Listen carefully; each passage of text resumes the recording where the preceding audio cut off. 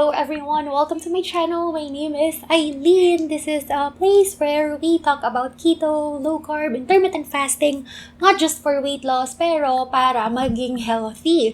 Kung this is your first year of doing low carb, tapos ito yung first Christmas ninyo na low carb ang buong family, or kayo lang mag-isa kayo na low carb, at saka syempre first New Year na rin, medyo tatambling kayo pagdating sa kung ano yung ihahanda at saka kung ano yung pwede yung kainin dun sa handaan. Ito yung common problem na nakikita ko kasi iniisip ng iba na kapag sinabing low carb, lahat ng pagkain mo is something na special, something na uncommon.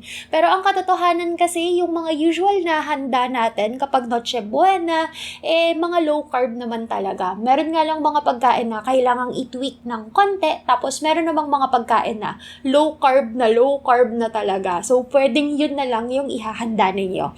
So, on today's video, yun yung pag-uusapan natin. Isa-isahin natin yung mga common Filipino noche buena dishes at alamin natin kung ano sa mga yun yung pwede para sa low carb. Guys, hindi tayo magluluto sa video na to ha, kasi typical Filipino noche buena dishes naman ito. So, kung ano yung version ninyo ng mga luto na babanggitin ko is okay na. Ang aalamin lang natin is kung ano yung gagawin natin para maging low carb version, yung mga ulam na yon, or kung ano ba sa mga yon yung low carb na talaga. So, ang ginawa ko para makakollect ako ng mga typical low carb na dishes for noche buena, syempre nag-consult ako kay Google, tapos nakita ko yung mga culinary websites, tapos yung mga websites tungkol sa, si Panlasang Pinoy, When in Manila, ganyan. And from there, kinolekta ko yung mga typical dishes. So for sure, isa sa mga mababanggit ko ay palagi ninyong hinahanda, kaya simulan na natin. Doon muna tayo sa main dish. Kahit na anong handaan naman, di ba, ang main palagi ay meat.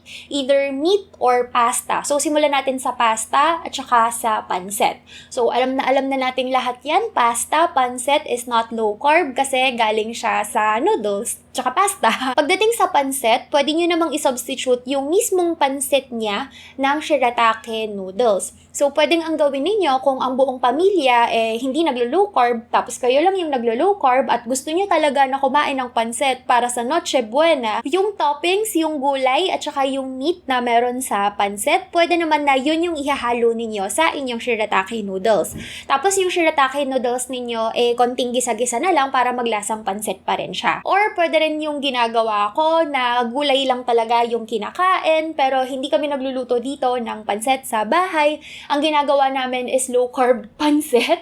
Kasi instead na maglalagay kami nung noodles niya, yung bihon, naglalagay lang kami ng maraming chopped na cabbage. Lasa pa rin siyang pansit, ang timpla niya pa rin ay pang pansit, pero wala pong noodles na nakalagay doon. Carbonara, isa pang common yan. Low carb naman po yung carbonara sauce unless maglalagay kayo ng condensed milk, kasi meron ako isang recipe na nakitaan na merong condensed milk. So if that's the case, hindi na po low carb yun, pero yung legit na recipe ng carbonara na walang condensed milk, walang pangpatamis, ay low carb. Maliban nga lang dun sa pansit niya or dun sa pasta niya. So instead of pasta, pwedeng ilalagay nyo siya sa shirataki noodles. Or skip na lang kayo sa carbonara. Pagdating sa spaghetti, ganun din. Kaya lang, pag Filipino-style spaghetti kasi may sweetener or may asukal or meron ding condensed milk. Kapag ganong klase ng sauce, syempre hindi na low carb yon. Pero yung usual na spaghetti na recipe, yung pang foreigner,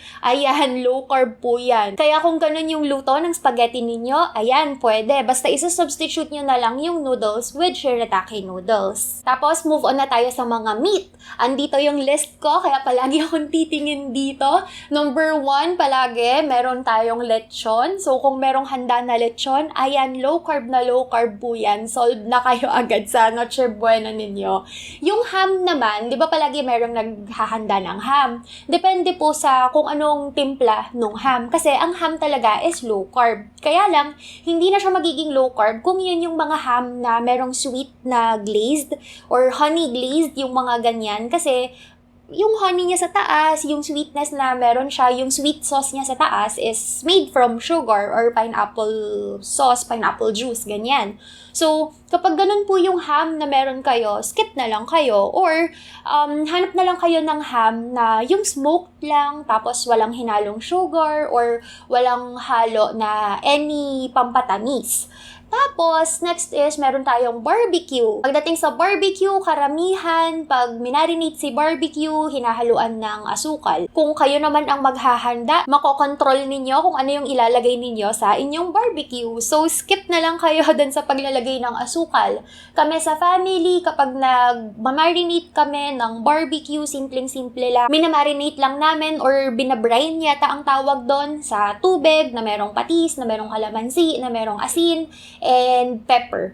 Yun lang yung hinahalo namin. Sometimes naglalagay si mama ng coco aminos, pero ayaw namin kasi medyo matamis ang lasa ng coco aminos. Ayaw namin sa matamis na timpla ng meat. Kaya, ayun, kapag ganon, medyo maasim-asim siya na medyo maalat. Last time, naglagay sila ng sile.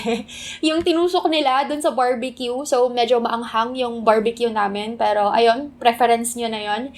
Pero, ayan, pagdating sa barbecue, skip na lang dun sa dun sa may asukal. Kung kakain naman kayo sa labas or makikikain kayo sa noche buena ng kapitbahay or kapamilya, kayo na bahalang mag-assess kung sa tingin ninyo ay may asukal yung barbecue, better na iwas na lang. Kung gusto nyo talagang kumain, kasi once a year lang naman, sige, pero in moderation. Maximum 1 stick na lang kasi alam nyo naman na may asukal yun.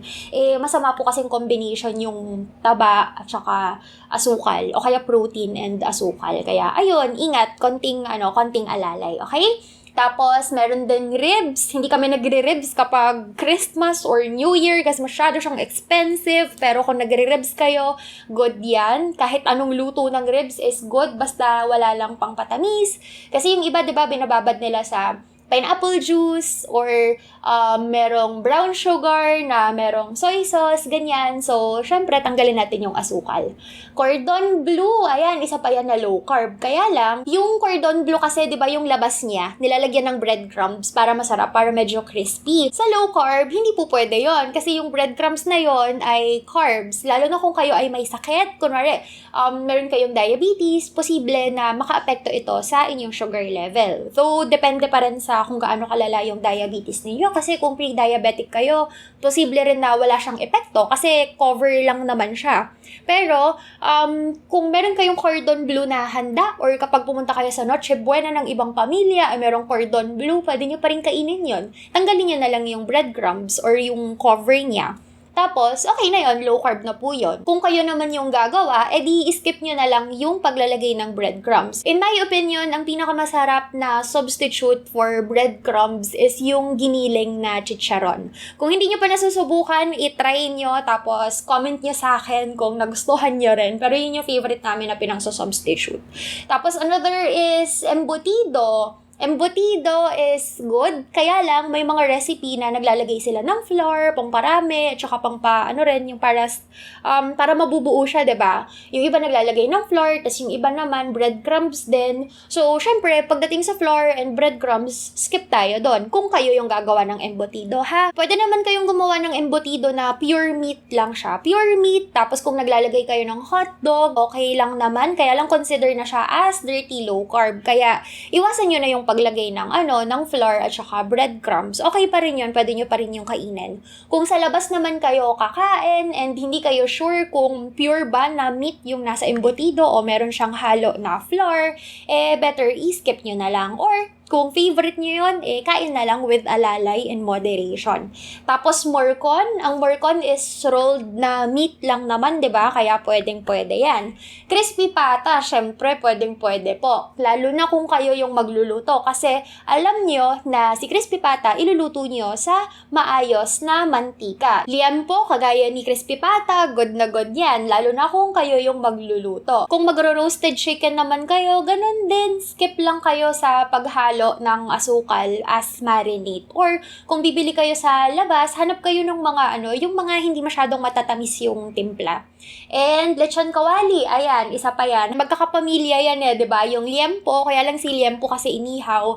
Tapos crispy pata, lechon kawali, pare-parehas na pinipirito. So, ayan, lahat po yan pwede. So, kahit na anong meat pa yan, kahit yung kawali na, pero baka naman, pwede pa rin po yun. So, basta mga meat na hindi hinaluan ng asukal or pampatamis ay pwedeng-pwede. Sisig, kilawin, kahit anong klaseng kinilaw pa yan. Tapos, I'm not sure kung ginagawang pulutan ang Bicol Express, pero yung tatlong yon pwede po. Kaya lang, pagdating sa sisig, yung iba kasi naghahalo sila ng mayonnaise. I think ang tawag doon ay hindi ko maalala. Please pa-comment, tulungan ninyo ako. Pero kung naglalagay kayo ng mayonnaise dun sa inyong sisig, make sure lang na yung mayonnaise na ilalagay ninyo ay hindi yung mga mayonnaise na may mga pampatamis. So, ingat lang. Better, wag na lang kayong maghalo ng mayonnaise kung hindi kayo sure kung ano yung pwede na gamitin para sa inyong sisig. Next is seafood. O, kahit na anong seafood pwede ha. Ano ba yung meron ako dito? Yung baked tahong na merong cheese. Ayan, low carb po yan. Tapos, inihaw na puset, rellenong bangus. Ayan, puro low carb po yan. Kaya, ayun, mag-add na lang kayo ng seafood at saka ng isda sa sa noche buena ninyo para low carb, 'di ba? Yung mga naunang dishes, 'di ba, kung napapansin niyo puro mga meat 'yon na walang sabaw. Paano naman yung mga may sauce kagaya ng kaldereta, patatim, asado, menudo, paano naman 'yon? Pwede naman po yung mga 'yon sa low carb. Kaya lang pagdating dito sa mga dishes na ito, make sure na hindi niyo sila hahaluan ng asukal ha. May mga family kasi na mahilig mag-add ng asukal sa kanilang mga niluluto. Nalaman ko lang to nung nasa Dubai ako kasi yung iba sa mga housemates ko, kapag nagluluto sila ng ulam, nilalagyan nila palagi ng konting asukal. So, usual luto ng kaldereta at saka menudo, wala namang asukal. Pero just in case na mahilig kayong maglagay ng asukal sa mga yan, skip po tayo. Okay? Just in case lang kasi magkakaiba po tayo ng recipe per family. Ngayon, for kaldereta naman, pwede nyong ihanda yan, low carb po yan, at pwede nyo rin po siyang kainin. Kaya lang, kung meron siyang patatas, skip na lang po tayo sa pagkain ng patatas. And ang patatim kasi merong puro sugar kasi yan eh. Kung kaya nyong gawan ng substitute yung sugar instead of sugar, or kahit pineapple juice, hindi pwede ha, high carb pa rin po yun. Kung kaya nyong kuhanin yung lasa na ang gamit ay low carb sweetener, then pwede nyo pong gawin yan. Or yung cocoa aminos kasi guys, matamis talaga siya. Substitute siya for soy sauce, tapos manamis-namis yung lasa niya. So, pwede nyong itry na iluto yung patatim using cocoa aminos para ma-skip nyo na yung paglagay ng sweetener. Kung okay sa inyo yung lasa nun, then good to go na yung patatim ninyo for low carb noche buena.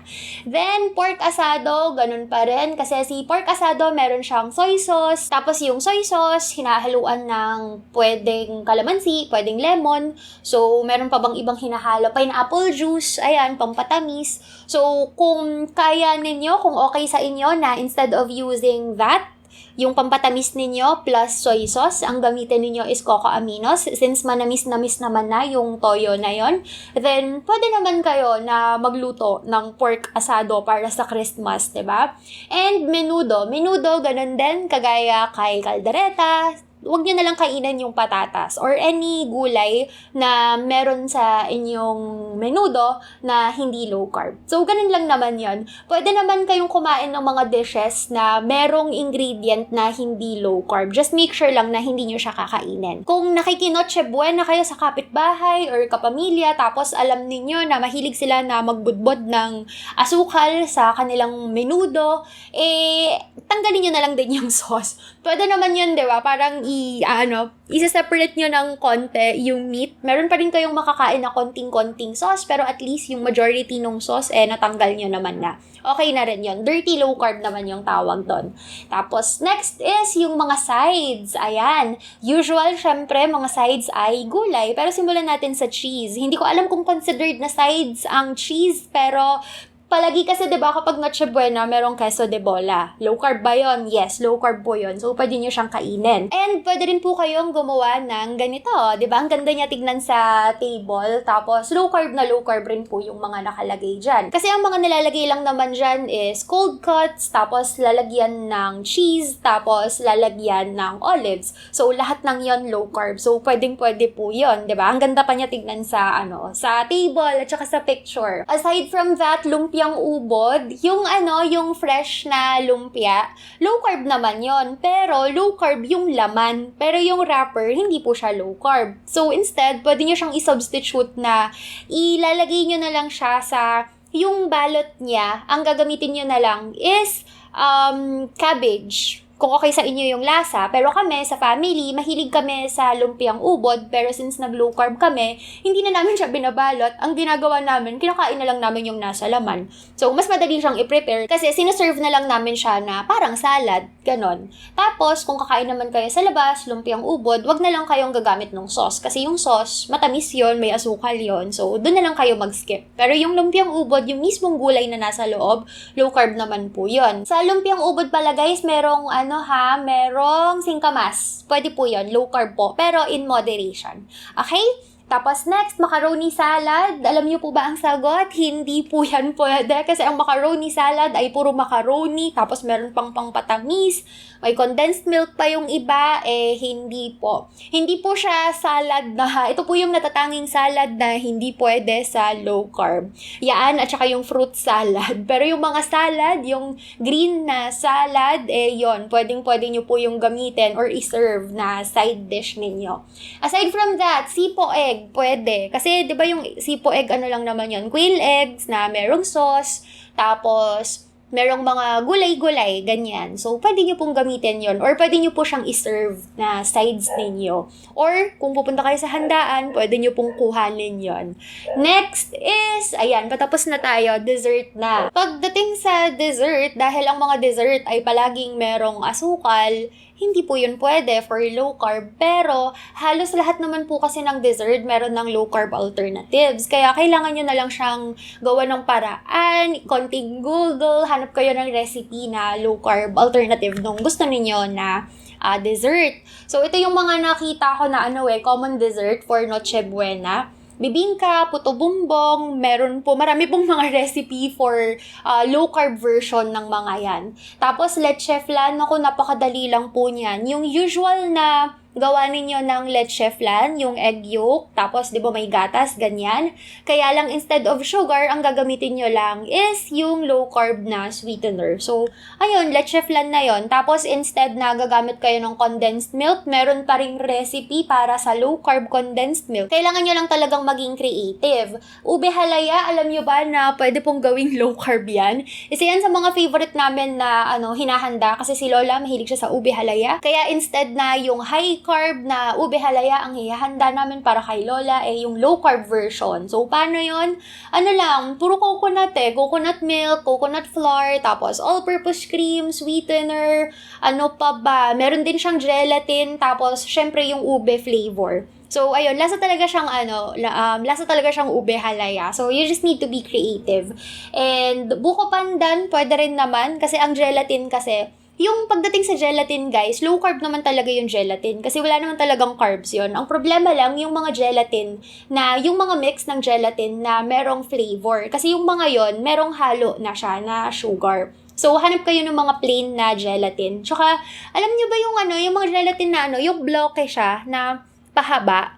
Yon mga plain talaga yon. So, yun yung safest na pwede ninyong bilhin. If in case naman na maghahanda kayo ng fruit salad, tapos gagawin nyo siyang low carb version, yung tipong ang ihahalo ninyo is puro berries, strawberry, blueberry, raspberry, everything low carb, lalagyan nyo ng watermelon, tas all-purpose cream, pwede naman yon. Kaya lang, ingat ha, kasi in moderation pa rin po tayo. Kasi kahit na low carb lahat ng fruits na ilalagay nyo dun sa inyong fruit salad, kung kakain naman po kayo ng marami, yung total na grams ng asukal na meron dun sa lahat ng prutas na kinain ninyo ay magiging mataas pa rin. So, ingat kahit na low carb lahat yan. Kaya pagdating sa fruits, kahit pa low carb lahat yan, in moderation pa rin. Kasi kahit kakaunti yung grams ng carbs nila, nila, kung kakain naman kayo ng marami, yung kakaunti na yun, mamumultiply yun ng ilang beses. So, ang result, mataas pa rin yung grams ng carbs niya. Pero pagdating sa meat, sa seafood, sa egg, since wala namang mga sugar yung mga yon, wala naman silang fructose kagaya ng fruits, pwede po kayong kumain hanggang sa mabusog kayo. Pagdating naman sa mga drinks, pwede kayong uminom ng alak, pero yung mga hard po, yung pwede, which is, i-discuss natin sa topic natin or sa video natin tomorrow. Kaya see you again tomorrow, malapit na ang Christmas. Ano sa mga na-mention ko, yung ihahanda ninyo para sa inyong noche buena, share nyo naman sa comment sa baba. Thank you so much for watching and have a good day. Bye! Tapos, tinignan ko yung mga art na